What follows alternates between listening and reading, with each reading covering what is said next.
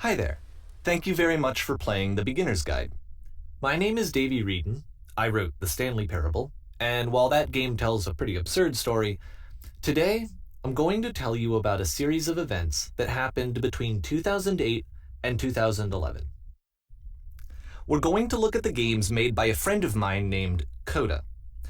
Now, these games mean a lot to me. I met Coda in early 2009 at a time when I was really struggling with some personal stuff, and his work pointed me in a very powerful direction. I found it to be a good reference point for the kinds of creative works that I wanted to make. So just to start you off, this is, I think, the first game he ever made. It's a level for Counter-Strike. You can walk around here, by the way. And mostly it's just Coda learning the basics of building a 3D environment. But what I like is that even though he starts from the simple aesthetic of a desert town, he then scatters these colorful abstract blobs and impossible floating crates around the level. And of course, it destroys the illusion that this actually is a desert town, and instead this level becomes a kind of calling card from its creator. It's like a reminder that this video game was constructed by a real person. And it kind of makes you wonder, what was going through his head as he was building this? This is what I like about all of Coda's games. I mean, not that they're all fascinating as games, but that they are all going to give us access to their creator. I want us to see past the games themselves. I want to get to know who this human being really is. And that's exactly what we're going to do here. So, it's 2008, Coda starts making these games, and he never releases any of them. He doesn't put them onto the internet, he just makes them and then immediately abandons them, and they sit on his computer forever. And I think he really understood this image of himself as a recluse. At one point, he jokingly renamed his computer's recycling bin to Important Games Folder. So, this was just how he worked. He tended to crank them out one after the other without even really pausing to try to understand what he had just made, until suddenly one day, he just stopped. In 2011, that was it. He made his last game, and then he hasn't made another one since. And that's why I've taken this opportunity to gather all of his work together, is because I find his games powerful and interesting, and I'd like this collection to reach him, to maybe encourage him to start creating again. And if the people like you who play this also happen to find his work interesting, then I'm sure it'll just send that much stronger of a message of encouragement to Coda. So thanks for joining me on this. If you have a particular interpretation that I haven't mentioned here, or if you just need to get in touch, you can email me at daveyWreden@gmail.com. Okay, that's about it for introduction. Let's take a look at Coda's first proper game. As each game is loading, I'll show you the date that it was completed. This first one was made in November 2008.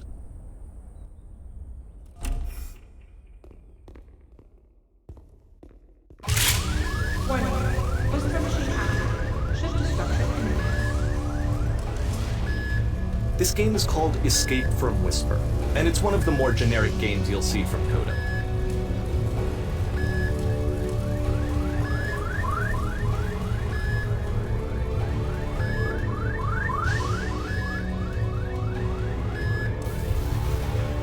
Security call breached.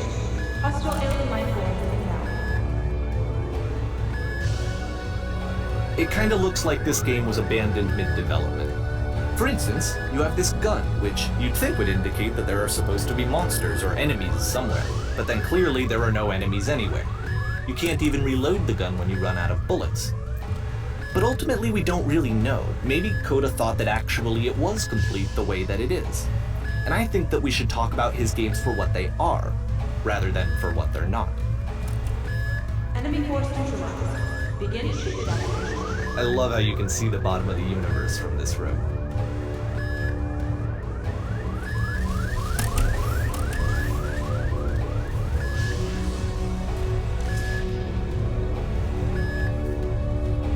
Apparently this space station has a labyrinth on it. Sure, I don't know. There's really no reason for it that I've ever been able to discern, so in the interest of time, I'm just gonna skip you on past it. Okay, this is the part that's interesting. The game has this narrative about the whisper machine and how it has to be turned off, and then you get to the engine room. Hey, you there? in the engine room. You could save us all. That being is powering the Whisper machine. We could disrupt it by introducing a great enough heat signature. If your body could stop the beam. It's so much to ask, but for all of our lives, would you do it? Could you give yourself?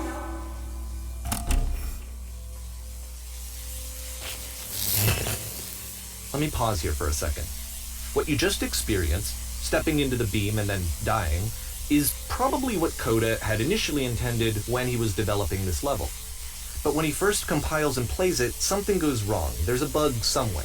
And this is what happens instead.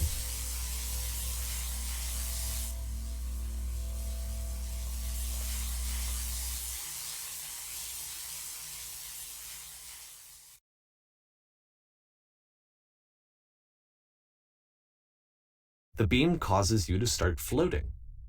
And this is an important moment for him. Because yes, this is technically a glitch, but Coda identifies something human about it, like how small it makes you feel in the face of this larger chaotic system.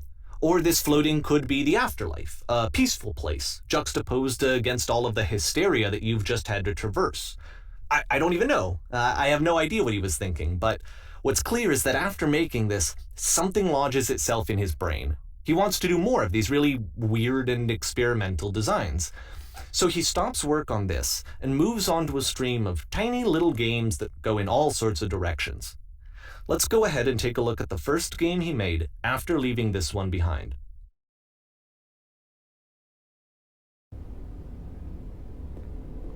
Yep, in this game you can only walk backwards.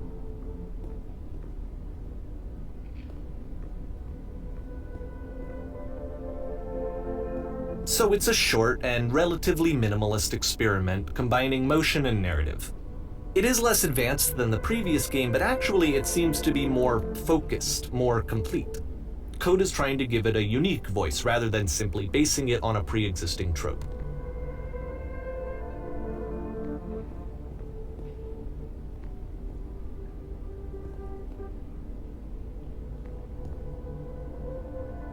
It's a short little thought, it says what it wants to say, and then it ends. Didn't need anything more than that. Which to me is why it works, because it gets out quick. Okay, next one.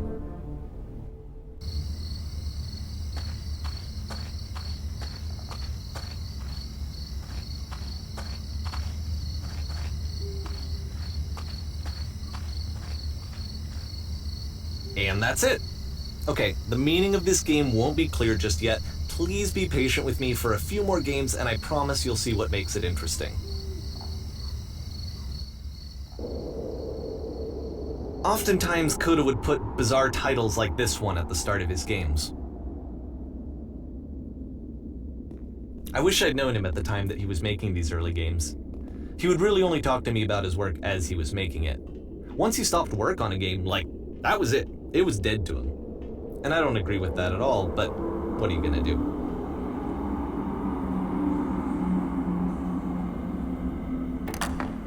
Once you've been slowed to an absolute crawl, the door at the top of the stairs opens. So why, if Coda's not showing these games to anyone, why bother opening the door at all? Well, to show you, I'm modifying the game here so that when you press enter, it'll bring you back up to full speed so you can enter the door for yourself.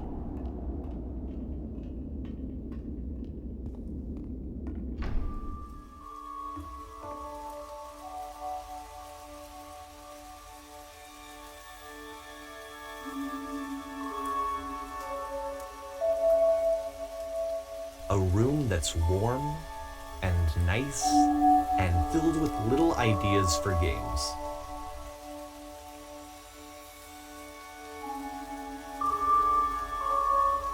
Coda would often tell me that he didn't mind if people thought of him as cold or distant. He said that he knew that he was actually a vibrant and compassionate person, but that it takes time to really see that. It can be a very slow climb to get there.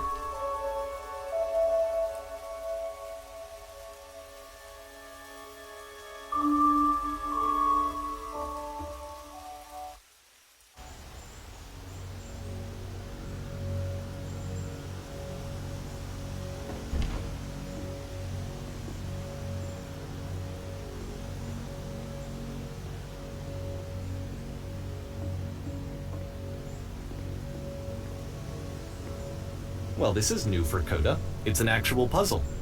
Go ahead and see if you can solve it.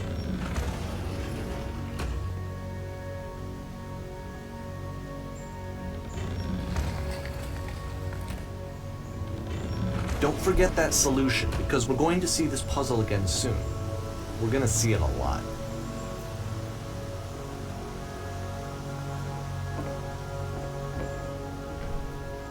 So that seems to be it, right? You walk down a corridor, you solve a puzzle, you get to the end. Simple enough. Alright, now I'm going to modify the game again so that when you press enter, it'll remove all of the walls from this room.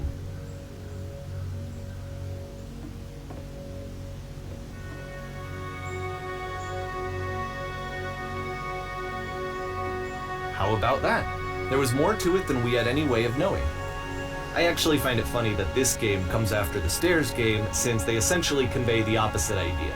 So, in the Stairs game, a dull exterior concealed a rich interior, and then, in this level, a dull interior hides this fantastic outer world. Either way, I think that the point is the same, is that most of the time you don't get to know what you're missing, or even that you're missing anything. That's not your role as a player. So if your role here is not to understand, then what is it?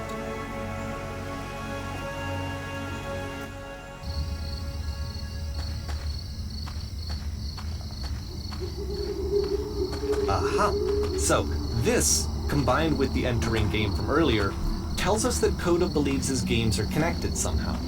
It could even be that the Stairs game and the puzzle game are literally connected in between this and the entering game. There's a bigger picture that all of his games are meant to play a role in, some larger meaning that we won't be able to grasp until we've seen all of them. And once we have, we can step back and start to understand what exactly that bigger picture is.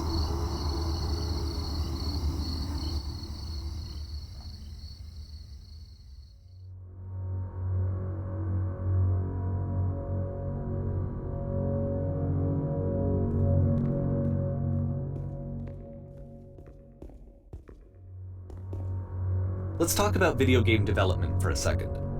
Every video game runs on what's called an engine, which determines what the game can and cannot do. So in other words, the engine is a set of tools for game development. To make all of these games, Coda is using an engine called Source. Like all engines, Source has certain things that it does well, and it has certain things that it does poorly.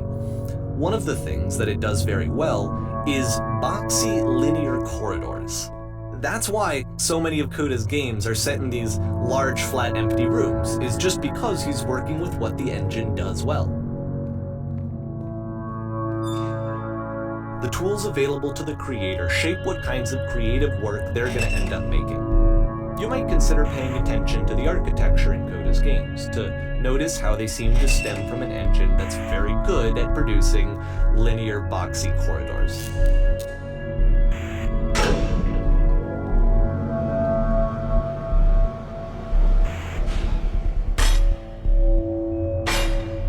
This prison, funny enough, in Coda's original design, the doors stayed shut for a full hour before letting you go. If you don't mind, I think we're gonna skip that. This is something that he and I used to argue about a lot. You know, whether a game ought to actually be playable, whether it means anything if no one can get through it. And I would always defend that, you know, all this work goes into the game, why not make it playable and accessible? And so we just got into heated arguments over it, and there was one time that after one of these conversations, he went home, and a day or two later, he sent me a zip file entitled Playable Games that was full of hundreds of individual games, each of which was just an empty box that you walked around in and nothing else. Believe me, I played every single one of those just to find out if there was like a gag hidden somewhere. There wasn't.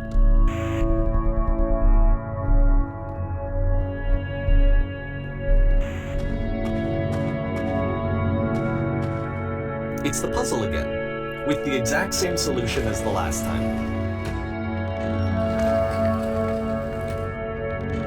There's still no clear indication of what makes this puzzle so special that Coda is going to return to it over and over. But I promise I'll share with you my interpretation very shortly.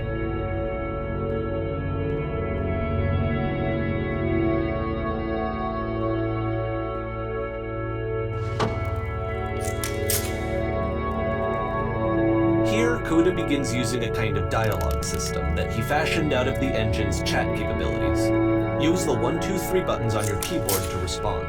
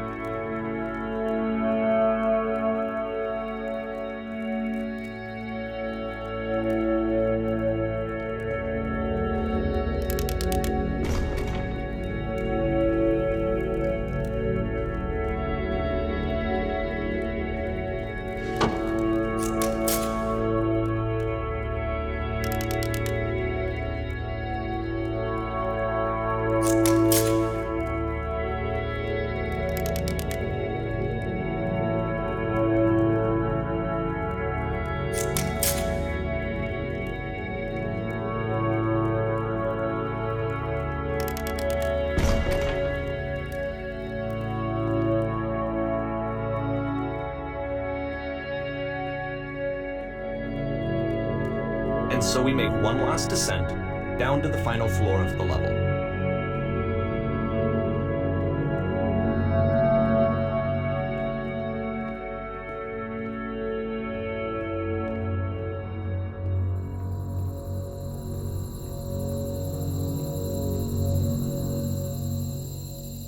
It's a lamppost. Okay, I can't tell you quite why, but for some reason Coda fixates on this lamppost. It's going to appear at the end of every single one of his games from here on out. I'll tell you what I think. I think that up to this point, he's been making really strange and abstract games with no clear purpose, and maybe you can only float around in that headspace for so long. Because now he wants something to hold on to. He wants a reference point. He wants the work to be leading to something. He wants a destination, which is what this lamppost is. It's a destination. We're going to see it in the work as well. His games are just going to become a lot more cohesive, a lot more fully developed, with more of a clear idea behind them. And as we go, that idea will get clearer and clearer and clearer.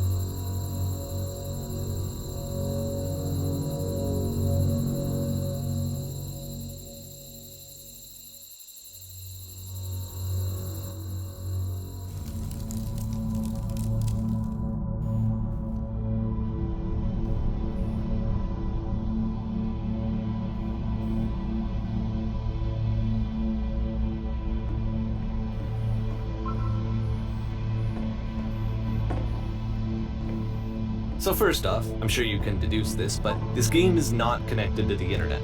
All of the notes that you're gonna see have been written by Coda. This was actually the first game of his that I ever played. This was shortly after I met him at a weekend game jam in Sacramento, where I grew up. I saw him working on this very level, and it was just so different from anything that anyone else was doing. So right away I was like, I have to be friends with this person. In retrospect, I think I was probably a bit too pushy, trying to get his attention. I was over-enthusiastic. But he was very gracious about it and very patient with me. And I cooled off eventually. Oh, feel free to skip over any of these notes if they're not doing anything for you. Nothing extra is going to happen if you read all of them. Either way, to me they convey a sense of loneliness. I see this person who's filled with thoughts and feelings and beliefs and has no way to express them except as scattered and unheard voices in a game that wasn't meant to be played.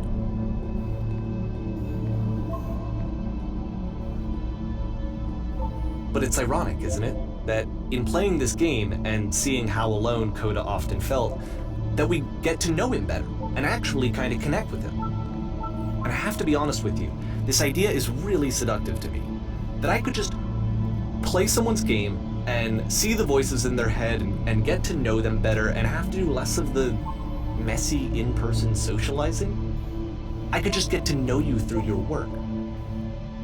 I think this is why I always liked Coda's games so much, is because it felt like they let me have that connection.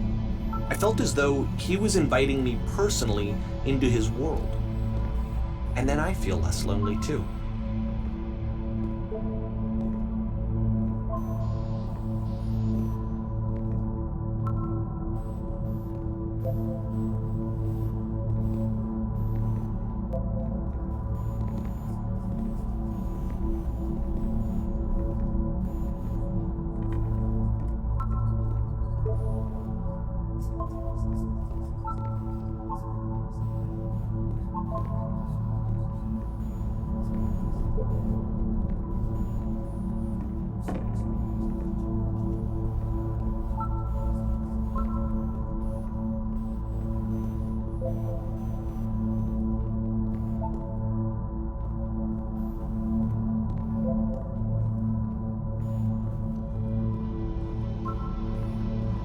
At the end of this level, we're going to see the puzzle again. And here, I'll tell you what I think the puzzle means. Each of these games represents an idea that was on Coda's mind at the time that he was making it. And the puzzle is a way of closing the door on a previous chapter of his life before moving on to the next one. In each of his games, after exploring a theme that, he might find difficult, Coda can then place this puzzle that he knows has a reliable solution, he understands exactly how it works, and so it gives him a simple mechanism for moving on.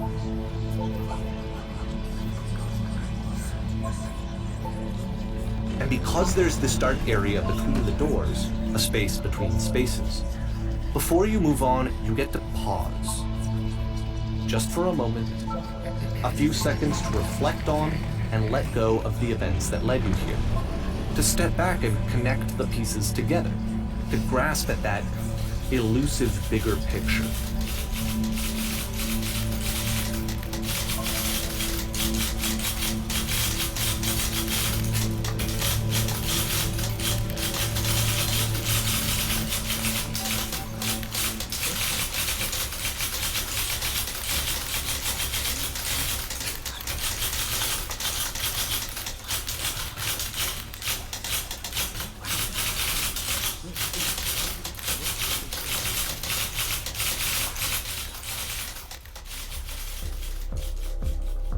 Okay, this one is tough. It's gonna kind of just spin its own wheels for a few minutes. Hang with it.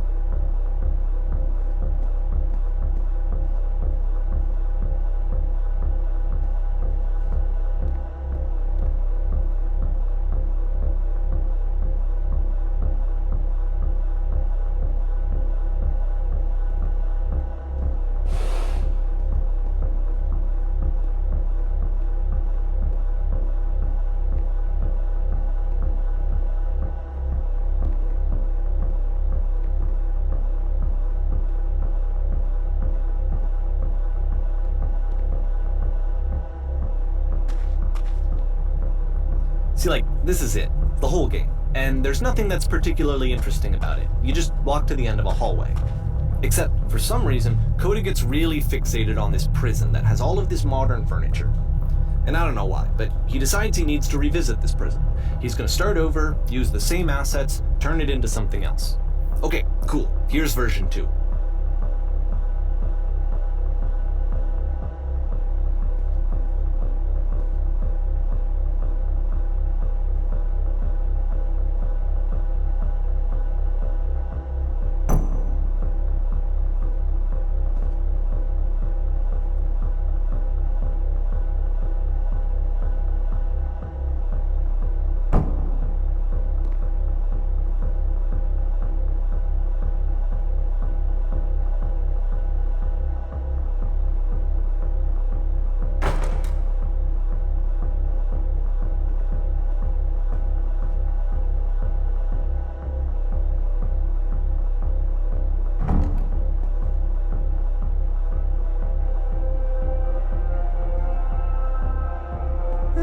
There's a bit more to this one, but still it's not really communicating anything. It's kind of just weird for weirdness' sake.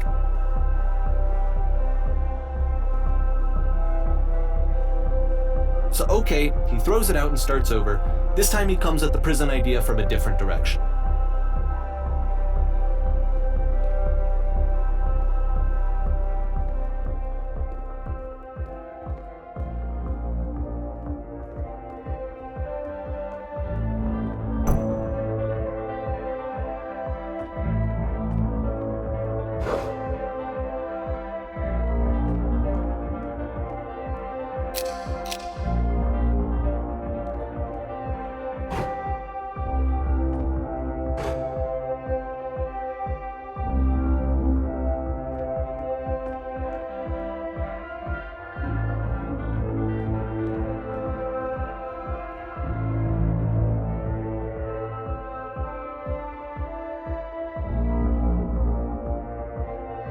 And of course, now the table is gone and you can't begin the chain of events to escape.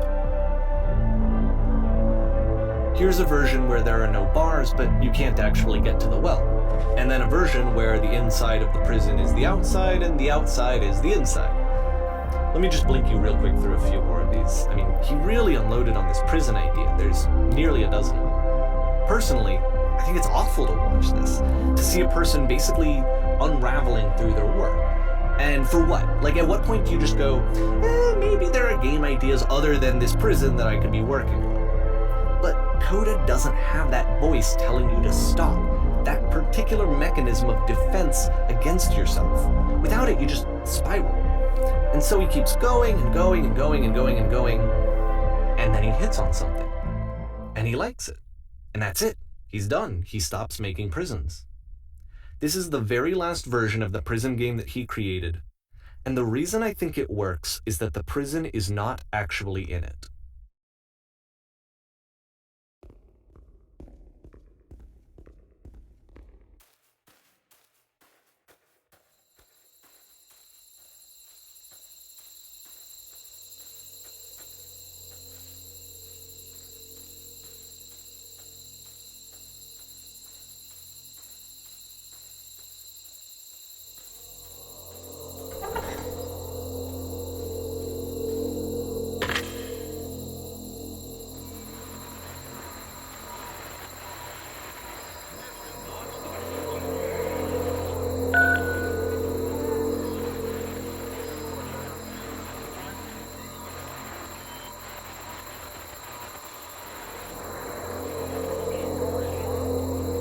It's a conversation. And so this is what Coda wants, is to be able to talk to someone, to share what's on his mind, and to get some good advice from someone who knows.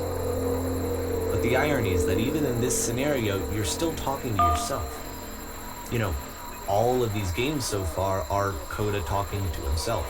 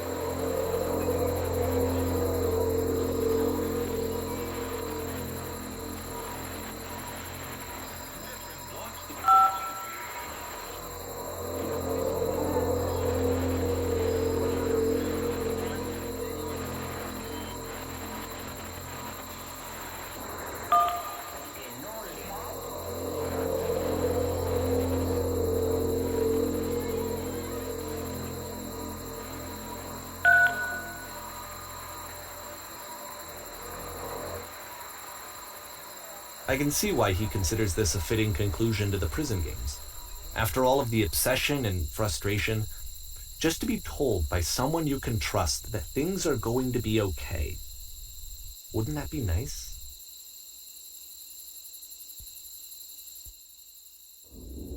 So what would it look like if Coda wanted to make a game about talking to someone other than himself?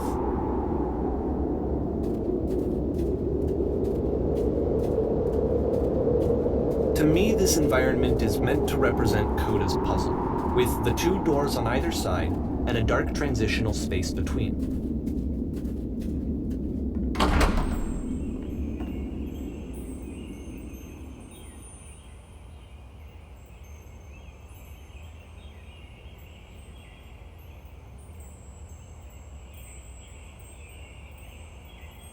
You'll notice that the quality of the art is a step up from previous games, including this new and improved chat system, which he started using from this point on. From here on out, he begins putting much more effort into the visual polish of his work, and this particular game took 2 months to create as a result.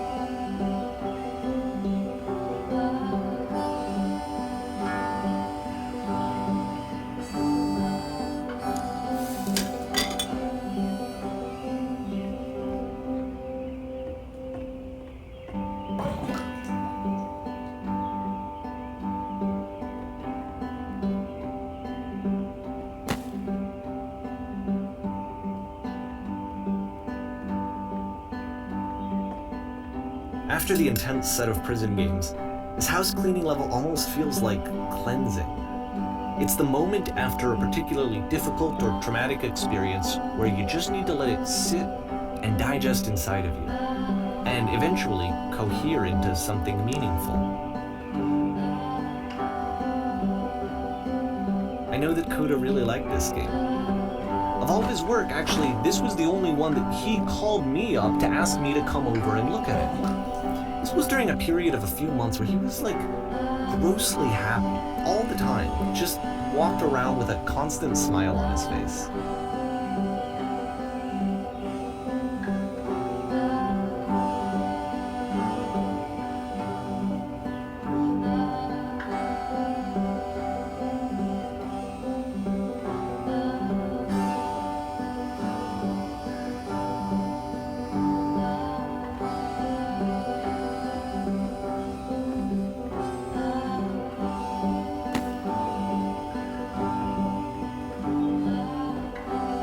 I'm glad he made this. I'm glad he found some peace.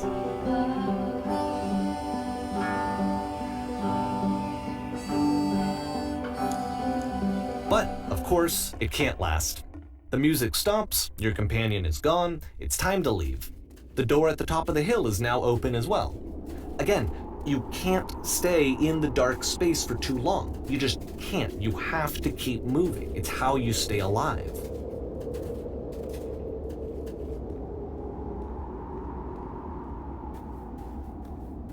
Which is the whole point of the puzzle doors, right? That sooner or later you have to pick up and move. I really thought that was the point of it.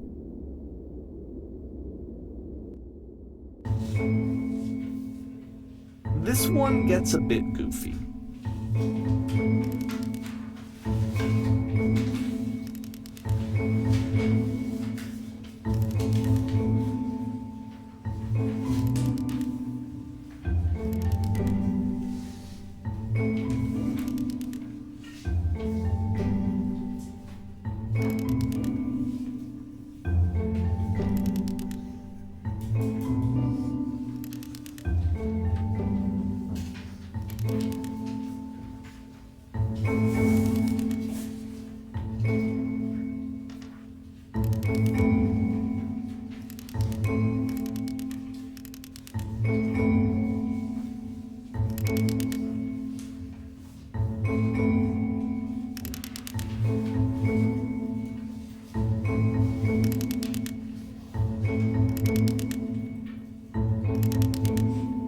About halfway through the game, the perspective shifts.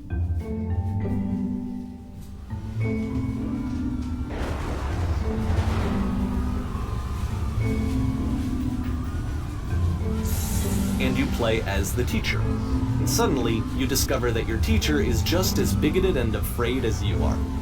Oh, and also you can move around the classroom now.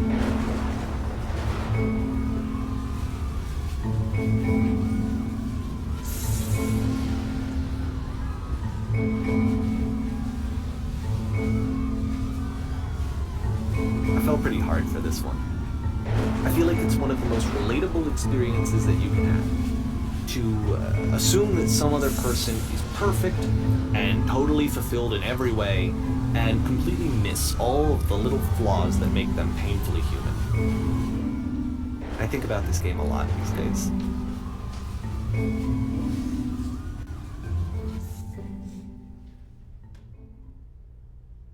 This one took a lot longer than all the others for Coda to make. It was 4 months between this and the last one.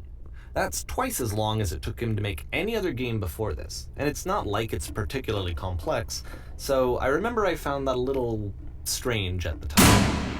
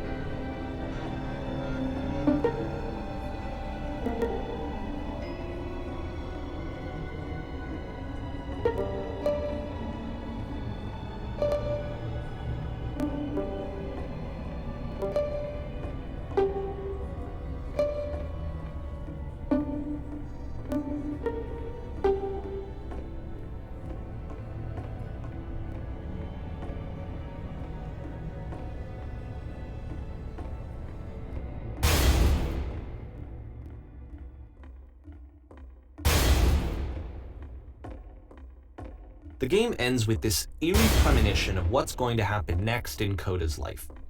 The solution to social anxiety, to fears of having to perform and having to chase success, the answer for Coda is to withdraw, to hide himself away.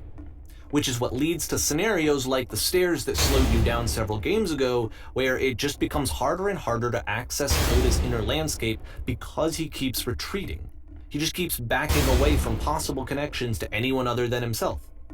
And to be honest, I didn't consider it very healthy when I first played this game. It looked to me like he was trying to justify the idea of just disconnecting yourself from the world. And that wasn't what I wanted for him or for his games. Because I feel like a lot of his games are inviting me to connect with this person, to bring him closer. But what can you do? After this, Coda went off and took another 5 months to make a new game.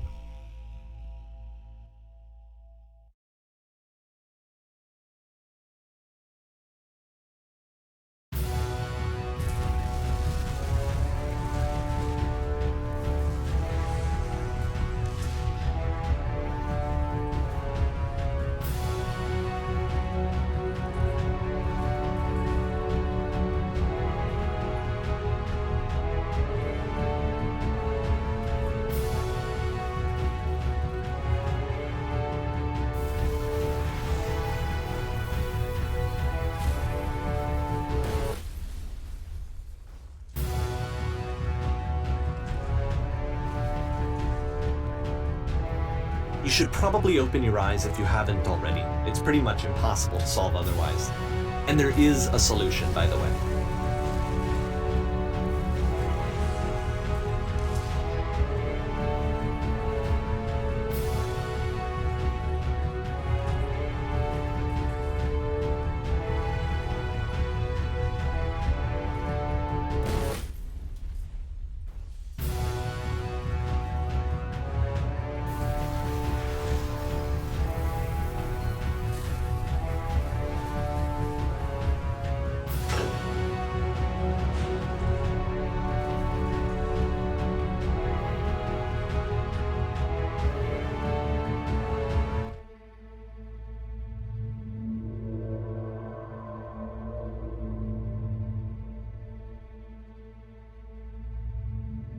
Like I said, I was getting concerned. First off, he's never been this explicit in his work about exactly what he's thinking. So where's that coming from? But then even weirder, his work has potentially stopped being an outlet for him. Not like he's having trouble iterating on ideas, but he literally just can't think of new ideas anymore. And in person, he was being a lot more distant than usual. Like, you know how sometimes a person will just deflect anything that you say in order to keep themselves disconnected all the time? It was that kind of thing. Here was the point in my relationship with Coda where I really started to wonder if he needed my help in some way. His games are going to get more desperate from here on out. After this game, it's almost 6 months before he finishes something new.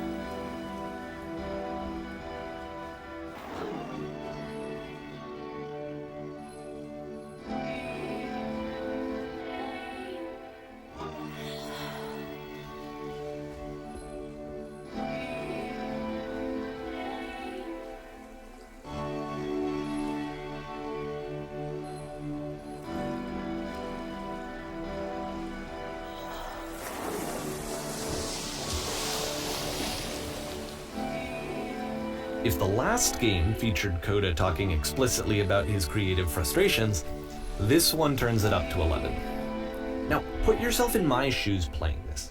Here's a friend whose work is exhibiting signs of struggle, frustration, anxiety, depression even, and yet still he keeps making games. He keeps throwing himself into the grinder even when he clearly doesn't have the energy for it anymore. Why? What is it for? Because from my perspective at the time and just what I knew of him, this was a result of how isolated he was.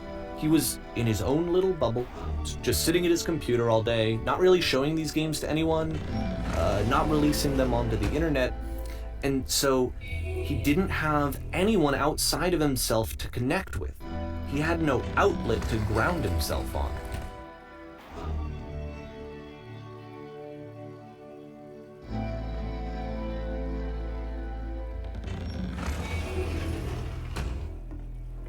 You can't talk yourself out of loneliness.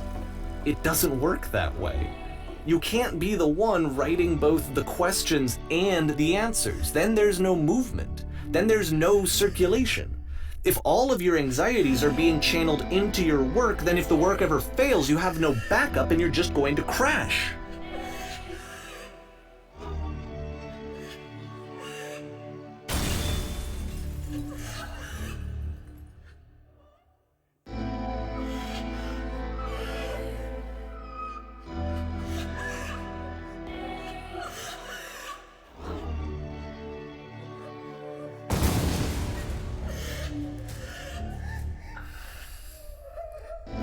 Seeing this game at the time that he made it, it looked really unhealthy to me. I was watching him do this to himself, and I hated it. I hated seeing him so trapped. It's like, video games are not worth this amount of suffering. This is someone I really cared about, and I used to get so much joy out of seeing him create. For him to suddenly become angry and frustrated like this, it was the worst thing for me. I don't know, this is what I felt at the time. I don't know how else to explain it. I wanted it to stop more than anything. I never felt so rotten. I needed more than I had ever needed anything for this to stop. But it didn't stop. After finishing this one, Coda takes another 7 months and comes up with a new game.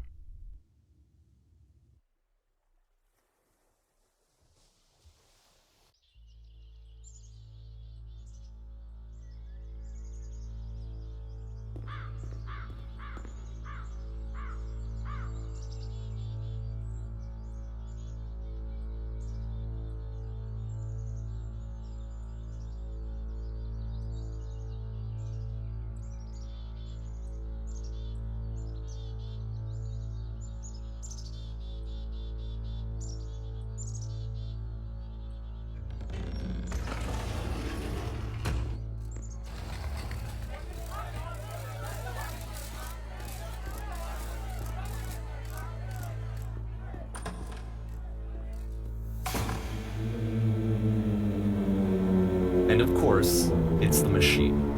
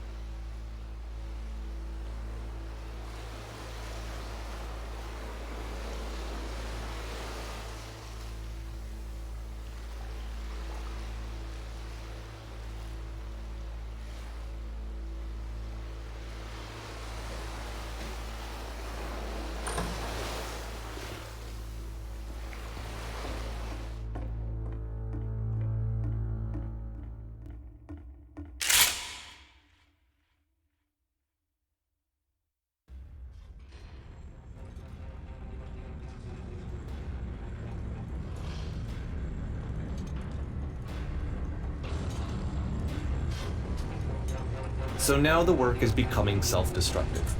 And I'll tell you, at the time that I first played this game, shortly after he made it, here's what I'm thinking to myself. I'm thinking that code is stuck in his own head, and that it's having a very negative effect on him, and that all he needs to do is just start showing his work to people, to get some actual feedback on his games. It might get him out of isolation. And so, as I'm thinking this, I realize that I could be the one to initiate it. Because it would never occur to Coda to start actively soliciting feedback, so what if I did it for it? If he could see the difference it would make to have more actual conversations with other human beings, would that bring him out of his mental spiral? Would it give him confidence in himself? Would it bring meaning back into his work?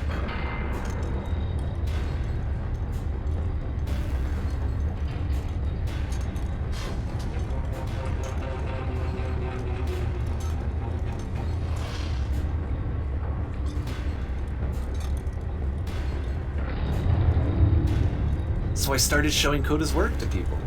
I took this one, and the islands which you just played, the theater, the notes, the house cleaning game, and some of the prison escape games. I brought them to people that I knew and trusted. I asked their opinions. And the great part is that they really loved his games. You know, the point of it all is just to give him some external reference point, but they genuinely loved his work. There was nothing for him to be afraid of.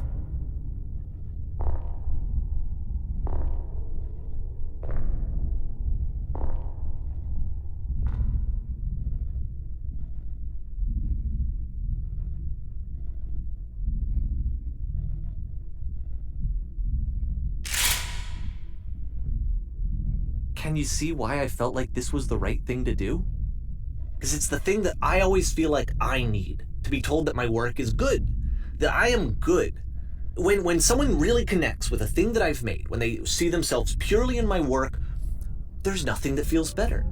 And I got to give that very same feeling to my friend. I did something, I really felt like I'd done something good, like I was a good person. I felt like there was a friend who was in trouble and was unhappy and maybe didn't like themselves, and I could fix it. If I could give him this gift, maybe I could fix the problem. When they told me how much they enjoyed his games, it was the best feeling. It was the absolute best feeling. It made me feel so happy, so beautifully, beautifully happy.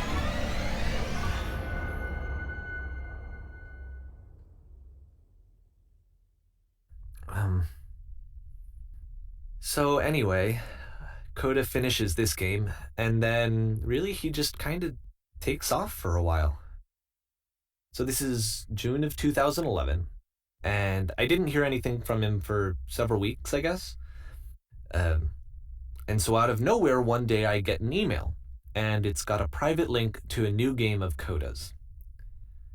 This one is called The Tower, and to my knowledge, it's the last game that Coda ever made. So let's take a look.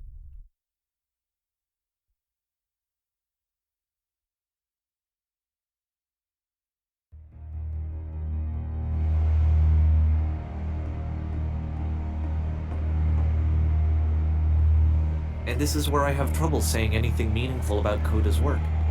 Because more than anything else, the tower just feels distant.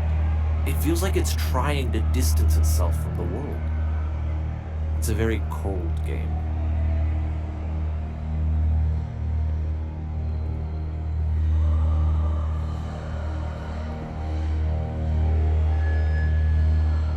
This room actually has a maze in it. Except that all the walls of the maze are invisible. And then every time you touch one of the walls, there's this awful flashing and noise, so the experience is really miserable. The game goes beyond not being meant to be played, it actually seems to despise the player for trying to play it at all. But I do want to show you the rest of the levels, so when you're ready to continue, press enter and I'll put a bridge over the maze.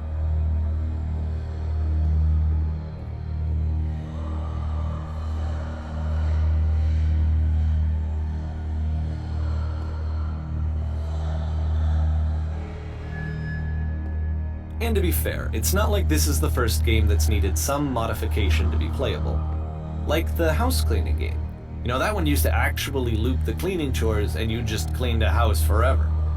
I had to cut it off so that you could exit the house and the game would actually end. But that game had an idea that it was actually trying to communicate. What's the deeper idea behind the invisible maze? The only way past this challenge is to randomly guess the 6-digit code. Like the invisible maze, it's frustrating to me, because it's the opposite of everything else that Coda has made. It doesn't encourage thought or engagement. It doesn't ask anything of me, except a lot of my time. If I could have reached him during this time, then maybe I could have asked him, but I couldn't. I still don't really understand why this is here. I'll put the code on the ground for you here, though, so that we can move on.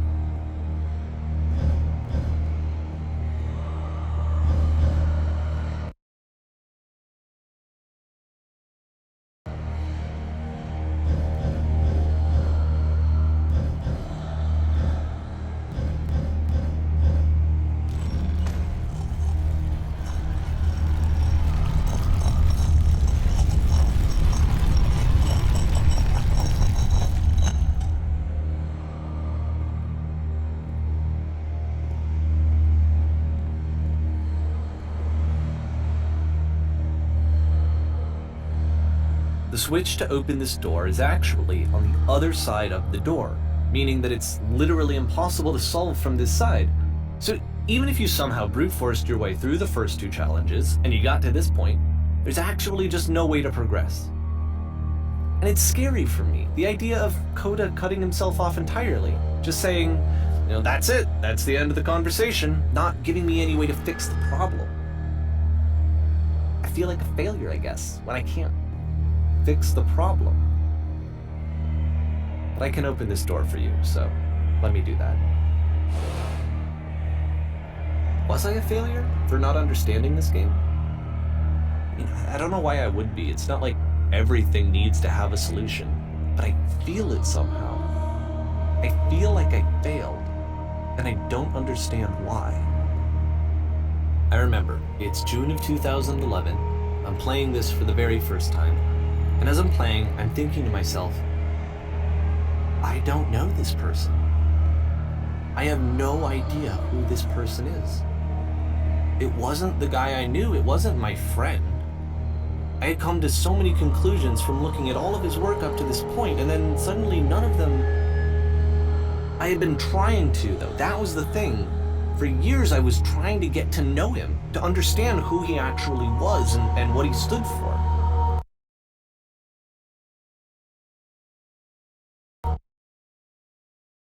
I asked him so many times to please just tell me what his games mean to him. I asked him please to tell me what the 3 dots mean. And he wouldn't.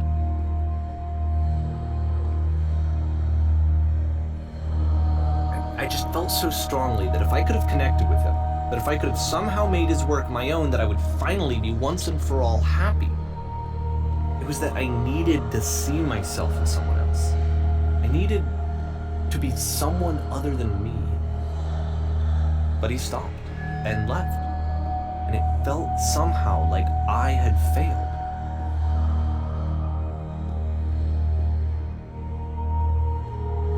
Where did I screw up?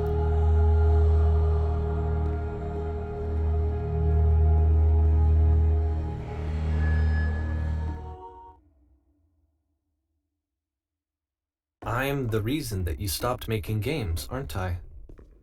It's because of what I did. I poisoned it for you. I don't think I ever told you this, but when I took your work and I was showing it to people, it actually felt... it felt as though I were responsible for something important and valuable. And the people who played them, they treated me like I was important. They really listened and cared about what I had to say. Even though I was showing your work, I felt good about myself. Finally. For a moment, while I had that, I liked myself. And then you stopped, and I didn't have anything left to show people. I just had to be with myself. And as soon as that happened, There was no feeling at all. Nothing. Less than nothing. What does that mean?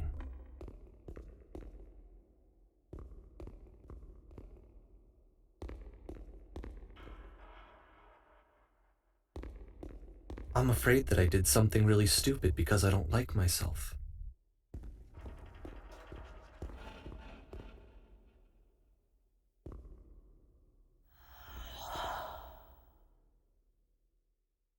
That's why I'm releasing this collection of your work, is because I haven't been able to find any other way to reach you. I've tried everything. And so a part of me has hope that if I put this compilation out into the world, and if I put my name on it, that maybe enough people will play it so that it'll find its way to you, so that I can tell you that I'm sorry. I know I screwed up. If I apologize to you truly and deeply, will you start making games again? Please, I need to feel okay with myself again. And I always felt okay as long as I had your work to see myself in. I mean, is something wrong with me? Because I know that I did an awful thing, and I'm doing it again right now. Like, I'm showing people your work, but I can't stop myself from doing it. That's how badly I need to feel something again, like I'm an addict. There has to be something wrong with me. Can I apologize? What if I tell you I was wrong? Will that work? Will that fix it? I don't know. I don't think it will, but there's nothing else that I can do. Just tell me what you want. I'm sorry. I'm sorry. Please, start making games again. Please help me. Please give me some of whatever it is that makes you complete. I want whatever that wholeness is that you just summoned out of nothing and you put into your work. You were complete in some way that I never was. I want to know I want to know how to be a good person. I want to know how not to hate myself. Please. I'm fading, and all I want is to know that I'm going to be okay.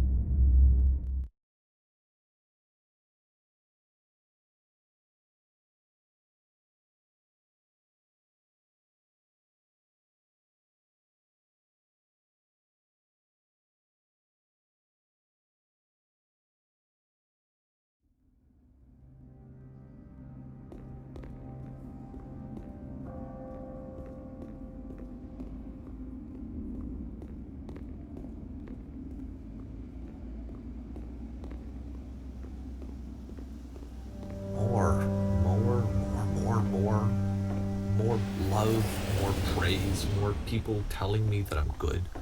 Always more. It's like a disease.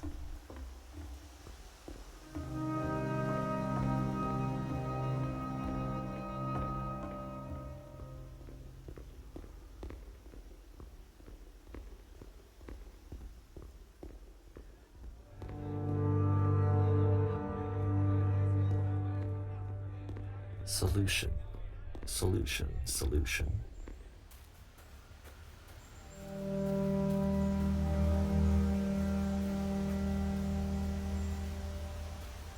I guess if someone had told me ahead of time that he just really enjoyed making prison games, maybe I wouldn't have thought he was so desperate.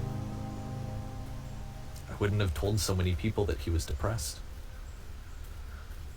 Maybe he just likes making prisons.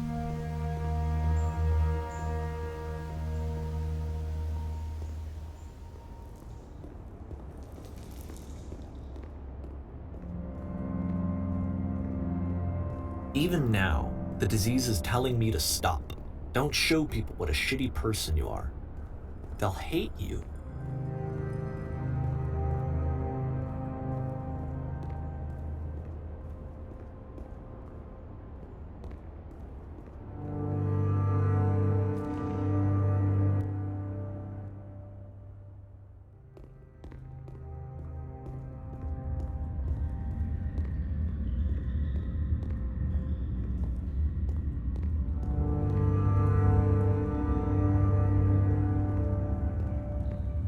If I knew that my life depended on finding something to be driven by other than validation, what would that even be?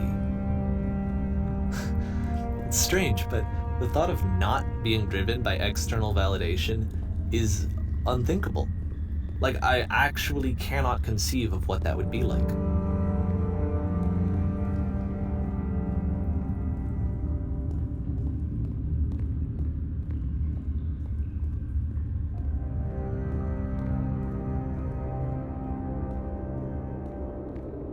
what now?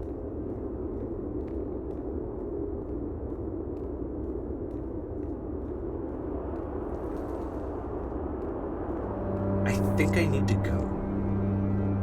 And I'm sorry, because I know that I said that I would be here and I would walk you through this, but I'm starting to feel like I have a lot of work to do. I have a lot that I need to make up for. And so I'm just gonna... Okay.